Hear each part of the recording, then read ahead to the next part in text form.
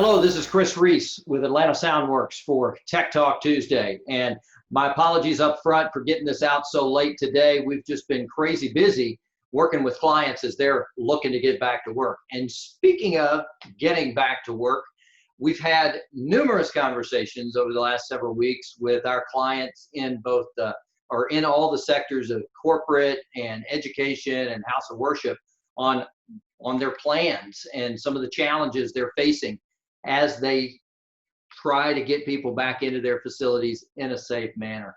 That employee, client, guest, and company safety are top of mind as we start getting people back to work and ramping our organizations back up to full speed. Now we never slowed down. We've been researching solutions and vetting out this technology, and there's a lot of noise out there. And so we've put together this two-part series called Getting Back to Work Safely to help you cut through all the noise and screen out. We've taken the time to screen out the solutions that are effective from those that, well, let's just say they're not effective. So another thing I want to point out is the CDC have put together a really cool guide. It's a checklist for best practices called the Resuming Business Toolkit. We'll provide a link to this, or you can go to cdc.gov, and the toolkit is available there, or you can just do a Google search for CDC Resuming Business Toolkit, and I'm sure the PDF will pop right up. So one of the first things to think about is fever scanning the folks that are coming into your facility. Now, this is nothing new. If you've traveled abroad, you've no doubt seen the thermal cameras that are screening everybody as you're moving down the corridor. That's exactly what they're doing. And ever since the whole SARS outbreak and then Ebola and all of that, as you move through immigration, countries have made this now a standard practice. As a small business, with a few employees, you could probably get away with just the little touchless thermometers. But if you have, a lot of people to move in a short amount of time, you need something that's a lot more robust solution. The Tari temperature check tablets from Aurora Multimedia may just be what you're looking for.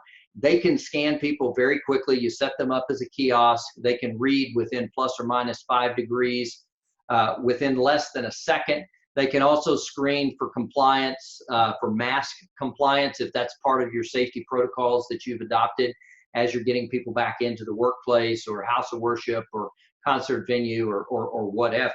And you can set multiples of these up. They can alert. They can even be tied into access control systems and other third-party systems for additional control of the space. So that's a great solution to get people in quickly. If you need to move even more people through, hundreds, even thousands of people through, such as, for larger venues, larger houses of worship, there's a great solution called Fever by Thermotechnics. They're a group out of Cambridge, UK.